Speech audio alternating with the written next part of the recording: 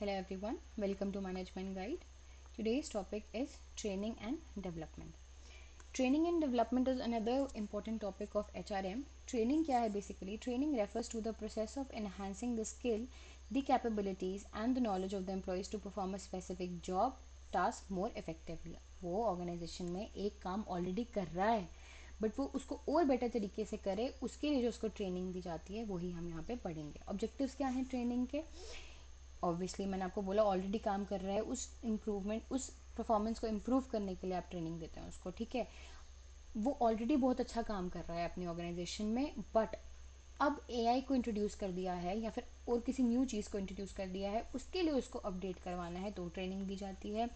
ठीक है, अगर उससे अगर जैसे मैं एक ऑर्गेनाइजेशन में लगी हूँ, मैं प्रोडक्शन के डिपार्टमेंट में हूँ और मैं मशीनरी के साथ काम कर रही हूँ. अब मैं मशीनरी में कुछ स्किल डेवलप, मैंने कुछ नई चीज़ ऐड की है, उसको वो स्किल प्रोवाइड करवाना है, अपडेट करेंगे वो स्किल को. ठीक है, या फिर मैं चाहती हूँ कि जो मेरा एम्प्लॉई है वो जो उसका वर्किंग हार है उस मशीन के साथ वो थोड़ा कम हो जाए, तो वो कैसे होगा उसके बारे में उसको ट्रेनिंग करूँगी.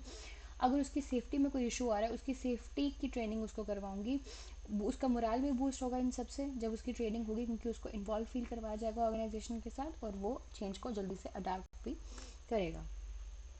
ओके, टाइप ऑफ ट्रेनिंग्स क्या होती हैं? I will do it very cleanly, so there is no need to worry. ठीक है, पहले आपने यहाँ पे देख लिया मीनिंग, फिर आपने देख लिया ऑब्जेक्टिव्स, अब हम देखेंगे आपका type of trainings.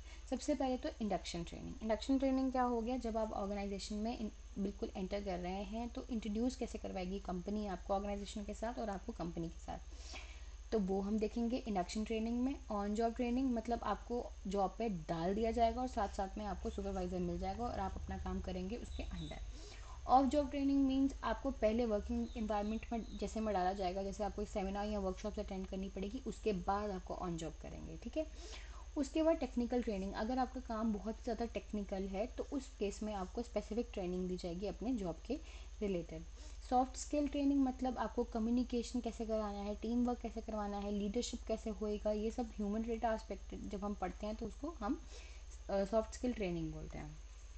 Safety training, अगर आपका काम बहुत ही ऐसी चीज़ों में है जो इमरजेंसी क्रिएट कर सकता है या फिर आपका डेंजरस काम है, उस काम को करने से पहले आपको सेफ्टी ट्रेनिंग भी दी जाती है. उसके बाद है आपका रिफ्रेशर ट्रेनिंग, जैसे updates existing employees on a new process. अगर कोई आपने अगर आपका कोई पुराना एम्प्लॉय है बट अब किसी नई मशीनरी पे काम करने वाला है या किसी नए स्किल के साथ काम करने वाला है, तो उसको रिफ्रेशर ट्रेनिंग आप देते हैं. यूजुअली जो आपकी ऑर्गेनाइजेशन के बड़े बड़े मैनेजर्स होते हैं उनको ये ट्रेनिंग दी जाती है ताकि वो एआई से या फिर जो भी न्यू चीज़ें ऑर्गेनाइजेशन में हैं, जो भी न्यू चीज़ें जिस इन्वायरमेंट में एक ऑर्गेनाइजेशन काम करी है उसमें आई हैं, उससे स्किल अप हो जाए.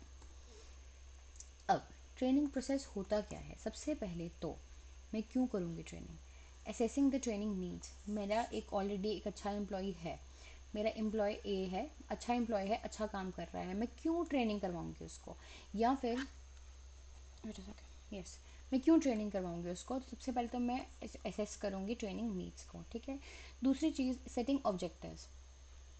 मैं क्या करूँगी कि ऑब्जेक्टिव सेट करूँगी कि भाई मुझे लगता है नीड ट्रेनिंग की ये पर्टिकुलर है, तो इसीलिए मैंने उसके अकॉर्डिंग उसका एक ऑब्जेक्टिव सेट कर दिया है कि मैं चाहती हूँ कि मेरा एम्प्लॉय ए जो है वो स्किल्ड हो.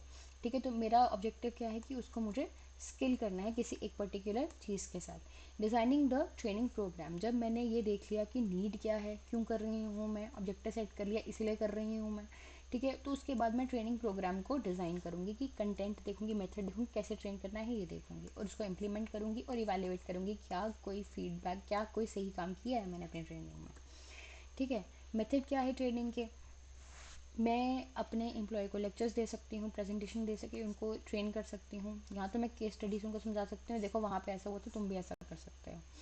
ठीक है, या मैं रोल प्लेइंग कर सकती हूँ, उनको बता सकती हूँ कि आप सारे एक पर्टिकुलर रोल्स में हैं, आप देखिए आप कैसे कैसे वर्क परफॉर्म करते हैं, या फिर आप एग्जाम्पल के थ्रू इनको रोल प्लेइंग करके समझाती हूँ.